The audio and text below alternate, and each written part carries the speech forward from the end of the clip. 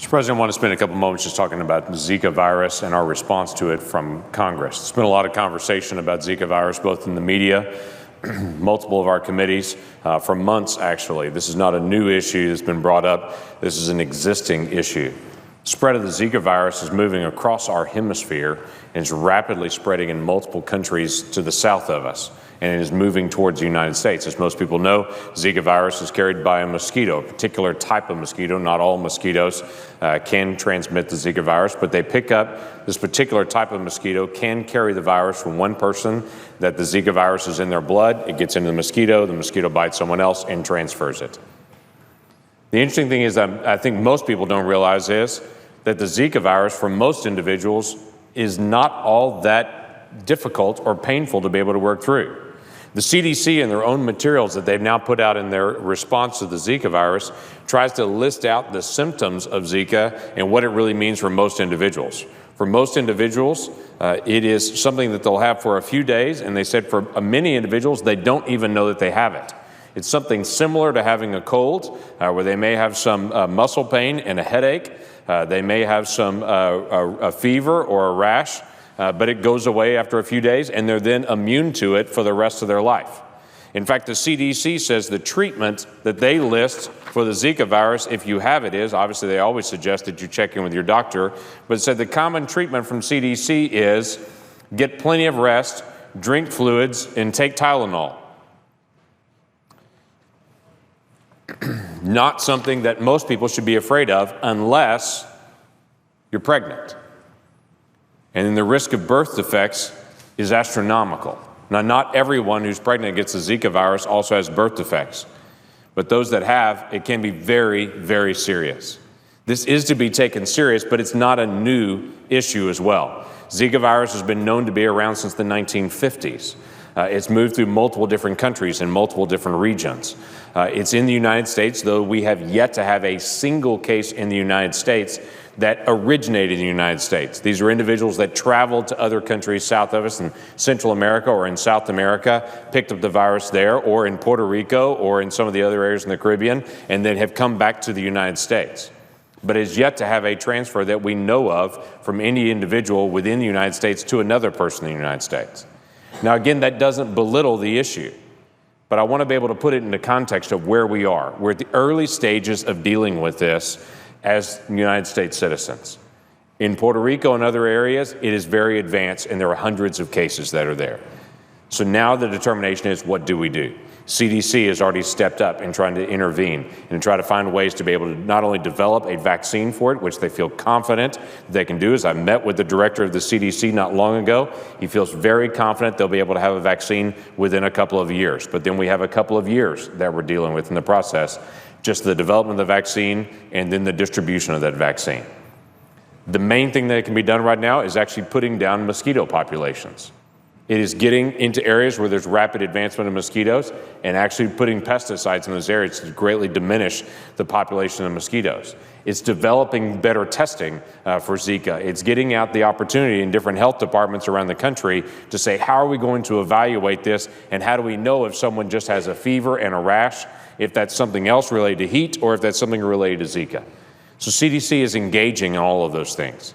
In the middle of this, the White House has requested almost $2 billion in what they're calling an emergency request for Zika.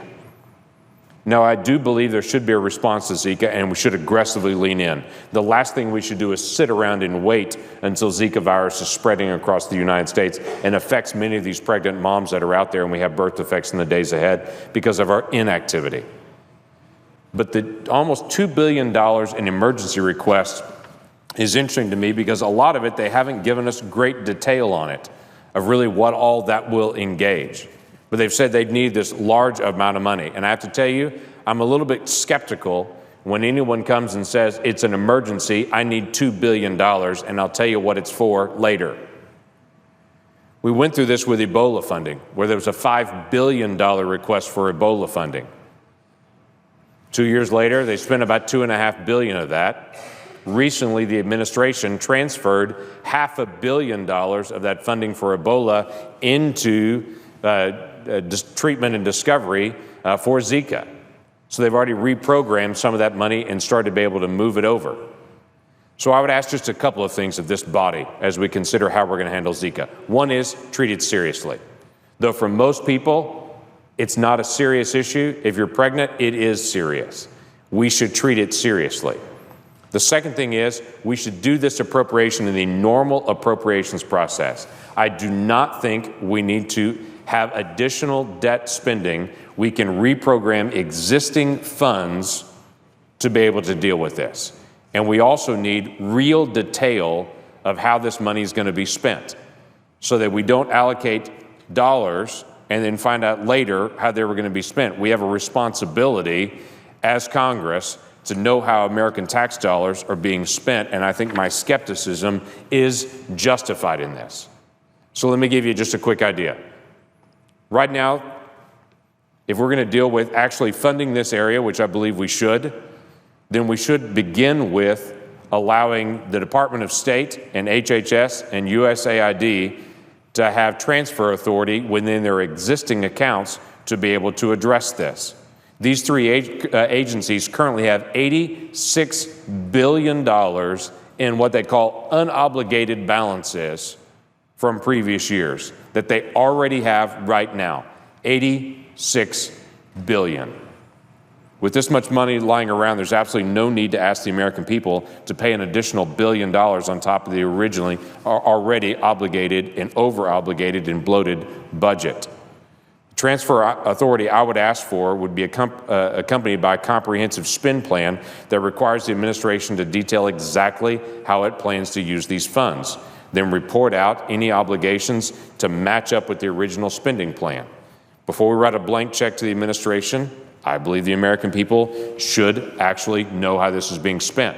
Now, there's some individuals that would say this is an emergency. We just need to add $1 billion more in debt and figure out how to pay for it later. I would disagree. We have transfer authority, and this is not new. In fact, if you go back to 2009, President Obama requested transfer authority to HHS to deal with the H1N1 virus. Remember back when the big panic was about swine flu and about H1N1 in 2009? We as a nation stood up and addressed some of these issues. At that time, the president made a very specific request for transfer authority to deal with this. That is not any different than what I'm saying is right now. I don't understand how this is different than how we were dealing with H1N1. That right now we have to have additional spending on top of everything else, but in 2009 it was entirely appropriate to be able to reprogram funds. Again, this is not new. As I'd mentioned before, for Ebola emergency supplementals, the president's already taken about $600 million from Ebola and transferred that over to Zika already. In March, it's interesting to note, President Obama reprogrammed $500 million from the Economic Support Fund, which is designated by Congress to go to combat infectious diseases. He took $500 million from the fund to combat infectious diseases and instead reprogrammed it over for the Green Climate Fund. So he took $500 million from the infectious diseases account and used it instead for the Green Climate Fund internationally. He's done this before. In fact, it was just days ago that the president took $8 million out of a different account and reprogrammed it to purchase almost $9 million of heavy water from Iran.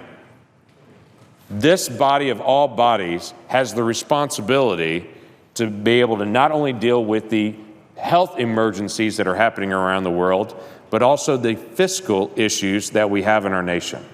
We can do both. There is no reason to do debt spending when the money is there right now to be reprogrammed so we do not have to break the budget caps and we do not have to accelerate into other areas of spending just to do what is our responsibility. We should do the responsible thing in dealing with Zika. We should also do the responsibility that we have to take care of the American taxpayer at the same time. With that, Mr. President, I yield back.